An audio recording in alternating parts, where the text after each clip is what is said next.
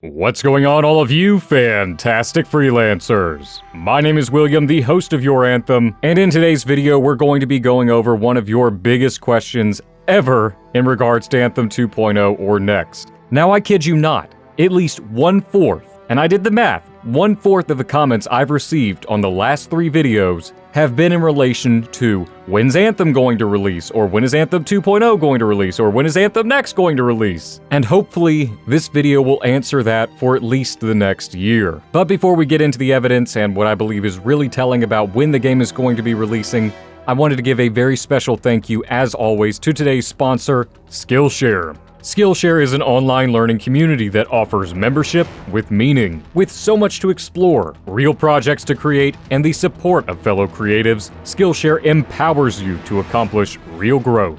And what better time to be learning new skills than right now? These classes are designed to fit the laxest or the busiest of schedules, so you can learn at your own pace. What could be better? I've personally been learning how to use Blender in my spare time with Remington Markham. And mix that in with a little work with the Frosty Editor tool, and I've been able to import the Javelin of Dawn into Blender to make some pretty awesome stuff that I'll be sharing on the channel or on Twitter pretty soon. The first 1,000 to click the link in the description below will get a free trial to Skillshare's premium membership so you can explore your creativity. Special thank you once again to Skillshare for sponsoring today's video, and without further ado, let's get into it. Now, as a heads up, we still do not have confirmation on when Anthem Next, Anthem 2.0, whatever you want to call it, is going to release. And I would strongly encourage you all not believe any quote-unquote leaks or quote-unquote insider information until someone from BioWare or someone from EA or an Anthem dev or Christian Daily for that matter, until they give you the needle point down to the last second release date for Anthem. Don't believe it. Now, that being said, this last year we have had a number of breadcrumbs dropped by either Christian Daily or EA in relation to where Anthem is in development right now. We can also use that to project a rough timeline, but once again, everything in this video is based on speculation given reasonable facts and evidence. So bear with me as I lay this out for you all. First and foremost, let's go back and look at May 15th, 2020. As some of you will recall, this was the May Anthem Update blog, where we first met Christian Daily in his official capacity as studio director of BioWare Austin, and more or less the game director for Anthem. In that post, he mentioned that the Anthem team was just kicking off what they would like to call their hypothesis stage or their incubation, aka prototyping stage. In game development terms, this is what is referred to as basically pre-production. In other words, at that time, they hadn't even entered pre-production yet. It was more or less to test out, as we've been seeing right now, their hypothesis, such as how weapons will work, how the new loot pool will work, how progression is going to go, such as skill trees and the Javelin progression. And the list goes on and on. So naturally, the next stage of this would be called pre-production. In other words, mass producing and scaling up the hypothesis and what worked from that testing stage. Pre-production of games can take a long time, but there's no set, hey, it takes 2 years, it takes a year and 3 months. It depends based on the game, and it depends on what they're trying to do. Though given that Anthem 2.0/Next is going to be an absolute total rework of the game, I think it's pretty safe to say the pre-production phase is going to take a while. And that's just pre-production. After the team's been scaled up for pre-production, then they begin production, which is easily, at least from what I understand, one of the longest long hauls for the game period. It's basically mass producing what they created in pre-production and based off the ideas of what they did in the incubation/prototyping hypothesis stage. But that in and of itself does take a considerable amount of time. And as I've said, and as you all have said an innumerable number of times, we want them to take their time and get the game right. That being said, I still fully believe that they are in their hypothesis stage, mainly because we're still seeing a lot of concept art and not too much in-game footage. Now, that's not to say we haven't seen any footage. We saw some very rough Frostbite engine gameplay from the previous blog detailing loot and gearing, where that ranger took down the Fury. We also got to see the UI for loadouts and the UI for the skill tree system in this last blog post, detailing Javelin progression and skill trees. Though that still speaks to me hypothesis and testing incubation stage, not pre-production. Which is why, the UI still looks very basic. and a lot of comparisons are being drawn to Destiny. Now obviously the UI is going to change and look different between now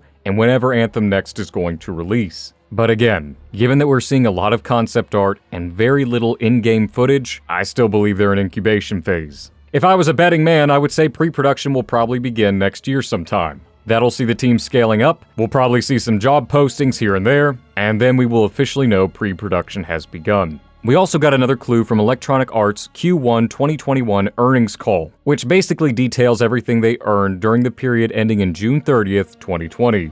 Surprisingly, EA included Anthem in their live service portfolio for Q2 of the fiscal year 21. Now it goes without saying that yep, Anthem is still a live service game, and yep, Anthem is still online right now, and it's somewhat reassuring to see EA put it on their live service titles, but ultimately that doesn't mean too much. What is meaningful is EA's announced title slate. We've already gone through Q1, we've already gone through Q2, and we're already in Q3.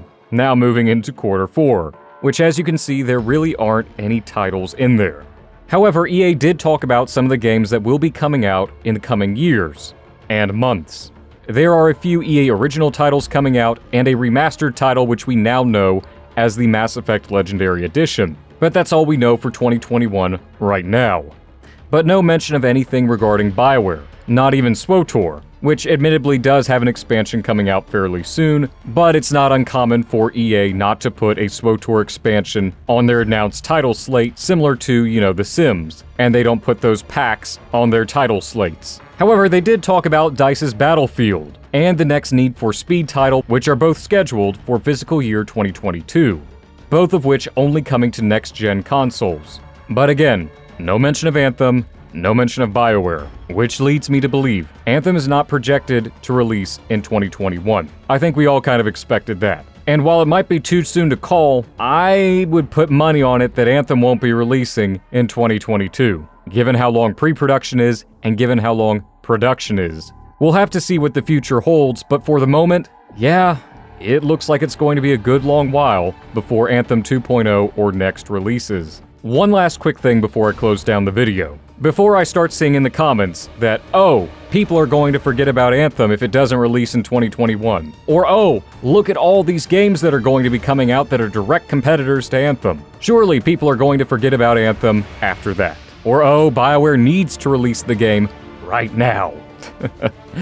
Obviously, I would say to those people, you don't understand how business works, and you don't understand how the gaming industry works. Much less marketing. We heard these same stupid comments about Borderlands 3. We heard the same thing with Destiny 2 Forsaken. We heard the same thing with Destiny 2 Shadowkeep. And here we've got coming along Outriders and Godfall. All, by the way, great games. And I strongly encourage you go play them. I know I'm going to be hunkering down tomorrow and playing a lot of Destiny 2 Beyond Light. That being said, new games will absolutely come. And yeah, Anthem's popularity isn't exactly what it used to be. I'll be the first one to tell you that.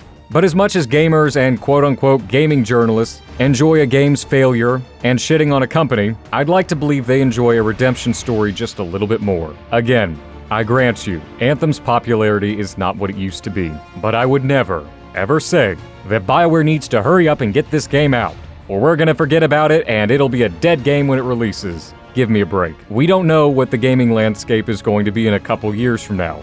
We don't know how current events will impact it. But what I do know is more people than not will give Anthem Next a shot. If it's free to play, hey, you've got no reason not to play it. If it's a paid-for expansion, you might give it some time before you play it or pick it up, but odds are you will pick it up. And I would say never underestimate EA's marketing team. But anyways, I hope this answers your questions about if Anthem's going to release in 2021 or if it's going to release in 2022. Again, I don't know. But given the facts and what I know about game development, it ain't looking like it'll be releasing anytime soon. But please, let me know what your thoughts are on the rough approximate, maybe, who knows, release on Anthem 2.0/next. And if you don't usually comment, please do, as I really do reply if there's conversational potential and if I have the time. And if you enjoyed this video and want to stay up to date on all things about Anthem, especially during our excruciating long haul, then please be sure to leave a like and subscribe, as it really does help me out and allows me to reach more freelancers just like you. I hope all of you fantastic freelancers have an absolutely phenomenal day, and I'm looking forward to seeing each and every last one of you in the next video very soon. And remember, freelancers, we are strong alone, but we are so much stronger together.